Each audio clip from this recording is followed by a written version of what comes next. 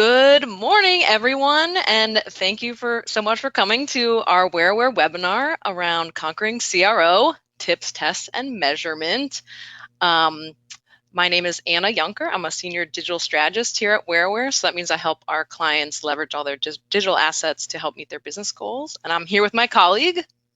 Hi, I'm Tim Frost. I'm a creative director here at Whereoware.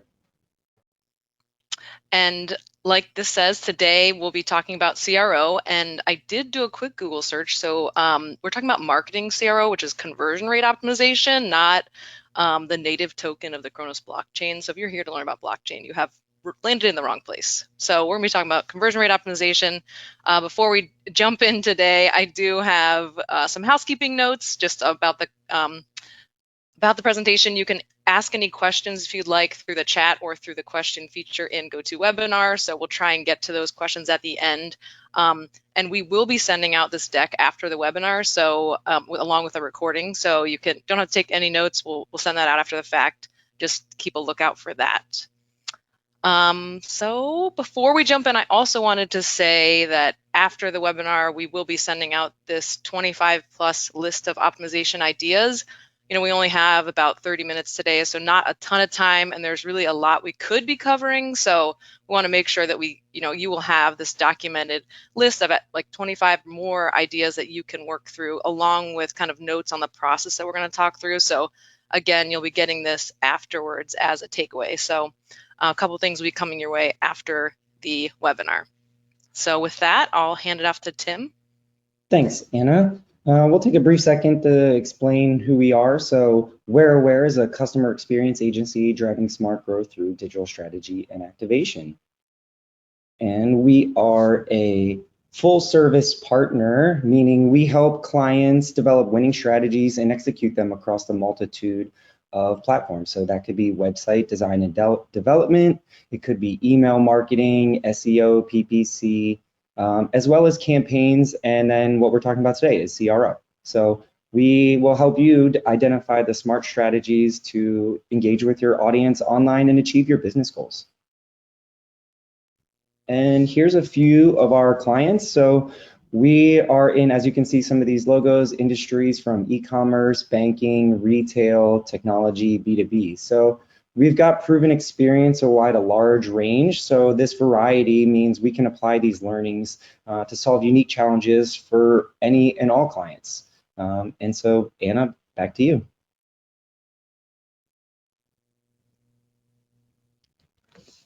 Great. So today we're going to kind of talk through conversion rate optimization from the perspective of Mia, and she is our marketer. She's a marketing consultant, and like many of us, she's getting ready and preparing to launch a new campaign. So for Mia, she's a marketing consultant, and she's putting together this ebook for restaurant marketers. So she spent a ton of time and energy putting together this great content to help get some more leads, right? As a lead generation is her goal. She has put together this landing page with the hopes of collecting, prospective clients. And here you can see the page where she's hoping to get them to submit information and download her new ebook. So in addition to putting time and energy into creating this content, she's launching this big multi-channel campaign, with paid advertising. She's putting content out there on social. She's put together an email campaign to support this ebook, and ultimately driving all this traffic to the landing page. So this landing page is really a high value page on her site. So we talk about conversion rate optimization, we want to understand what are the highest value pages. So for Mia, in our conversations today, this is something that she's really putting a lot of effort into, and wants the goal of getting more leads. So she has some targets for how she wants it to perform. And, let's see, Tim, how did she do, right away from her initial campaign? Sure. Ooh, 2% after launching this campaign. I think, Mia's probably a little bit disappointed for all the time and effort and the amount of work she put into not just the ebook, but promoting this campaign. It probably didn't meet her expectations, right? This means only 2% who got to that landing page decided that it was worth giving up their information and then downloading.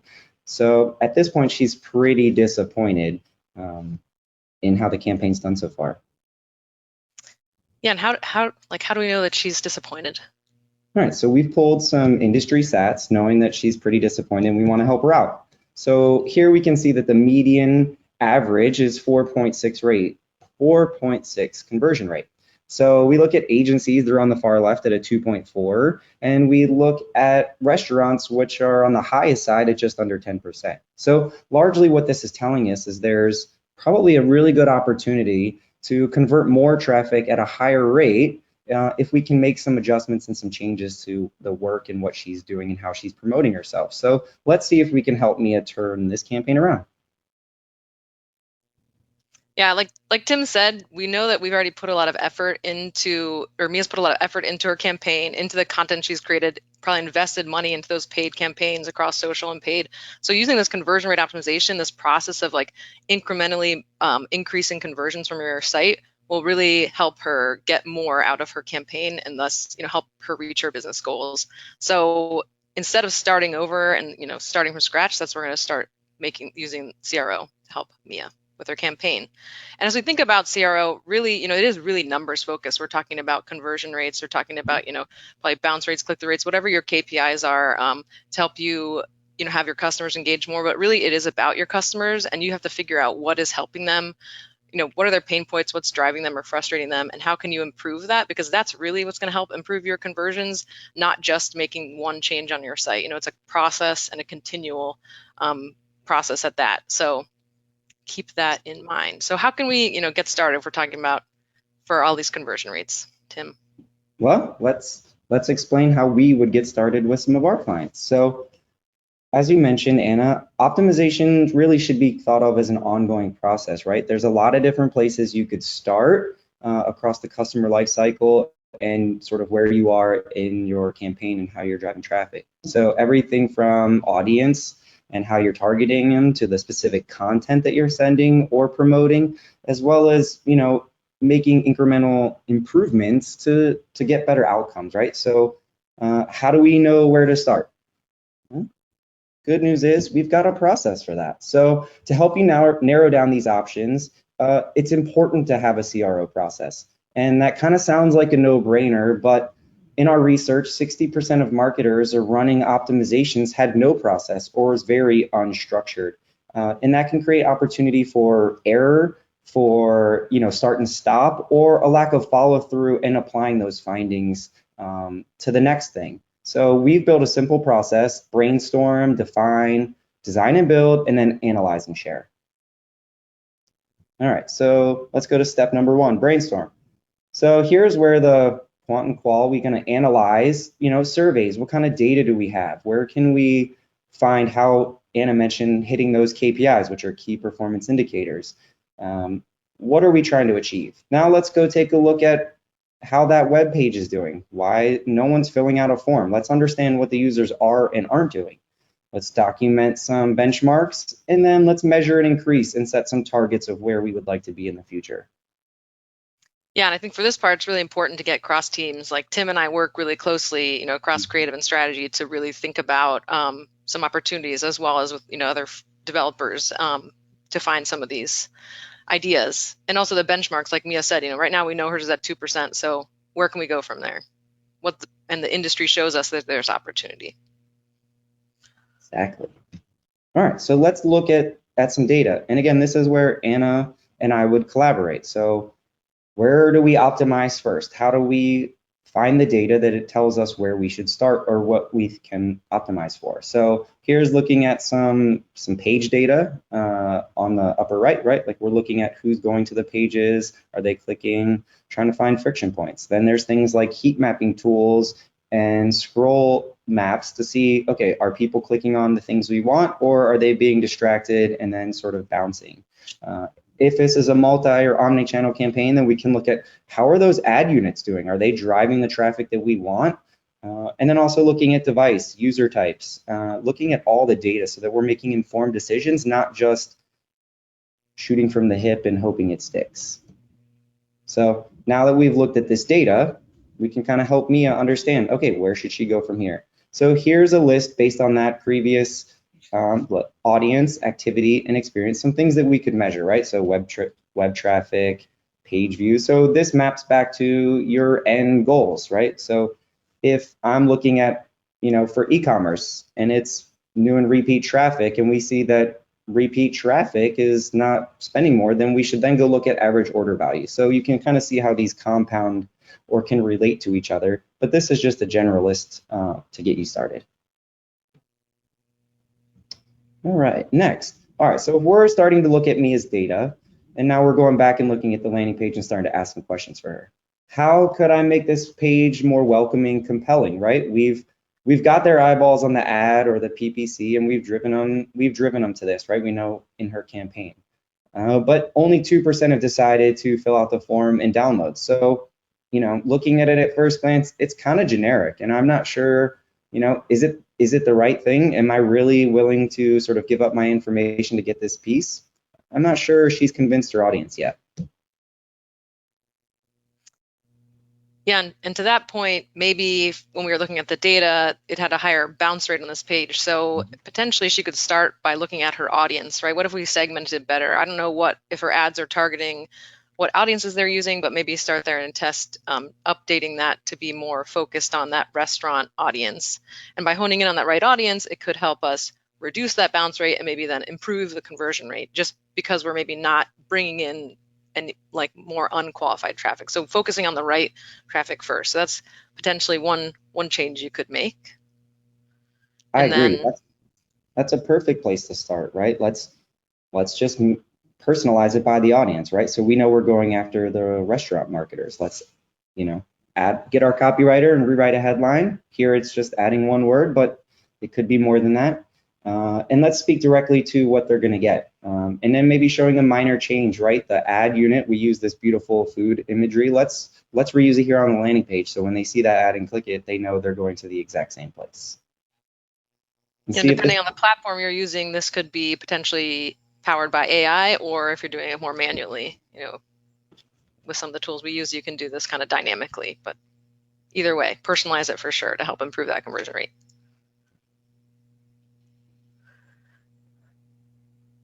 And then, okay, what about this section? I see this wall of text, what I like to say here underneath. What are some ways, if Mira was clearly stating this for restaurant marketers, it's not very easy to see. Maybe if we updated the visuals and made these points stand out a little bit more, this change could help. I agree. Let's take this back to design a little bit and see how we can break up that copy so that it's more digestible. Maybe we can add some icons, right? How do we make it more appealing and so they can glance at it and decide, do I really want to read more into this farther down the page, or is this enough and I'm ready to go ahead and convert? And then also, we know that stats and facts, right? Knowing other people have tried it and it worked can be a powerful tool as well. So let's get a testimonial from someone else who's downloaded this and had great results and see if that can also help. And then, as we're looking at this some further, I still think there's maybe some ways that we can impact and drive results, right? Yeah, this form looks like maybe it's a little bit long. I don't know if there's ways we could reduce the number of fields. Maybe there's some that aren't as relevant, but definitely taking a look. And if we looked at that data and saw there was a drop off maybe in completion halfway through the form, that could definitely tell us that people don't want to give up this information yet. I 100% agree. She's kind of asking a lot of questions and some things that are kind of personal. Like, it's hard to see, but she's asking industry and company and revenue. And we already know the industry because she's targeting the restaurant marketers. And the company, maybe we could get that later or through the email, she should know. And revenue seems like it's sensitive material at this stage in the funnel that we just probably don't need yet. Maybe she can get that in the future, or when someone has felt the real value in this ebook and then have a follow-up conversation, then it's time to capture that more data. So here on the left, again, we took it back to the design drawing board and we made some changes. We showed a cover of the ebook that you're going to get, and we simplified the form fields because we know less form fields, people are more likely to complete that form. And we also made the CTA, the call to action button, we changed the copy as well as made it a little bit bolder so it's very clear what we want you to do on this page. And since this is a landing page and we want we want the users to take a very specific action, download this ebook.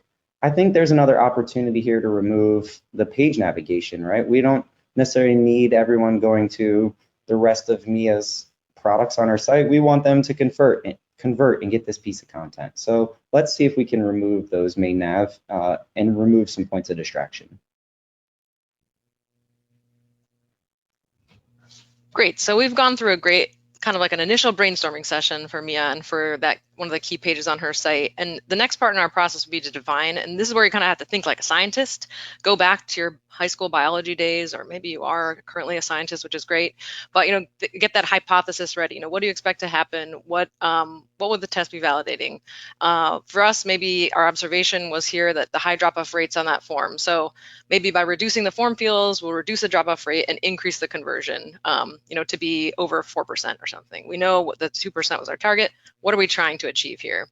Again, setting those key performance indicators or KPIs around success and how you'll measure it, and also timeframes around how long this experiment will run. And people ask a lot of times, like, how long should I run an experiment? And it largely goes back to how much traffic you have, how many variations you're using. So, if you know all those factors, you can kind of estimate a time frame. So, yeah, most of the time you can get that information and get going and really start thinking like that scientist. So when you're defining things as well, it's really important to build out that plan and prioritize. So you've got all these ideas with Tim and your team, you got everybody together, everybody knows, like, has their questions they want to answer, their ideas, their hypotheses. So then you have to understand what's that going to take? What's the effort to get this test into action, and what's the impact that it's going to have on our site? So what are those like low effort things, like, what if we just change this button? Will that help us get to the next level? Or in the high impact. So really prioritize those, get your backlog going. Also, you can group it by types of page or area on the site that you're going to be working on. Put those observations in. We know there's a drop off in the form field. What's your hypothesis? We think by reducing that, it will increase.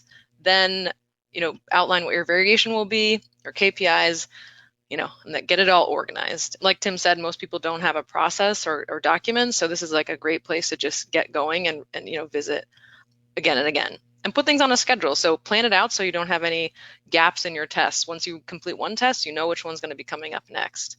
So get that Anna, plan in place. Yes?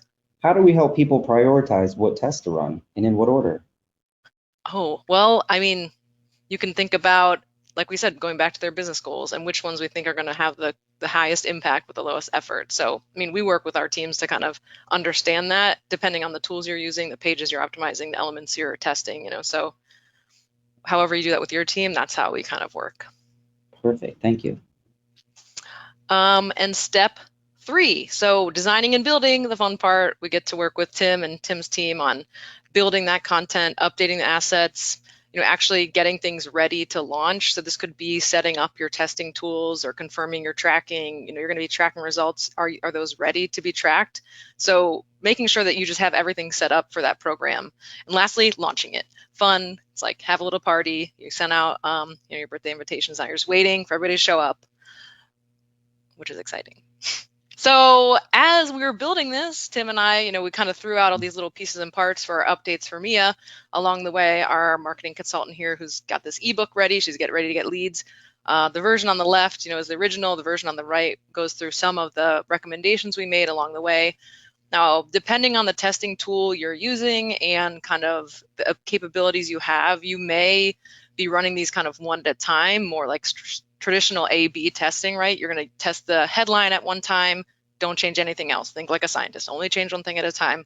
Maybe that's what you have available, or maybe within your tool, you could do a true kind of split test and test these pages against each other. Like a tool like Optimizely definitely has that feature, a redirect test, where you can test 2 completely different versions. But as you build these out, think about the capabilities of your platforms, what you're testing, what the goals are, and run the test. So let's see here.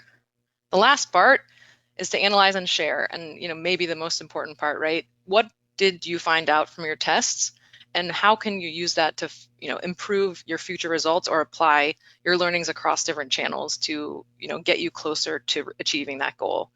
Were you successful or not? That's fairly important, because most tests, maybe they're not that successful.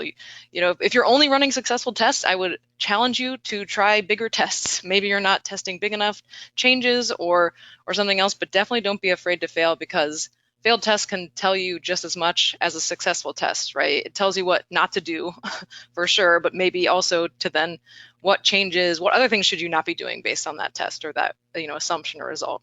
And really important, sharing those across the organization to build that culture of experimentation, because just running one test and then it failed and then you stop and that was not successful is not kind of the case. You want to learn from it and share and build upon that. So definitely finding ways to apply those findings. And an easy way to share is just putting a simple slide together of what you changed, why you changed it, the result, what you learned, and then your next steps. So in this example, for Mia, maybe we have the original, we tested a split test, so we know this variation did a lot better.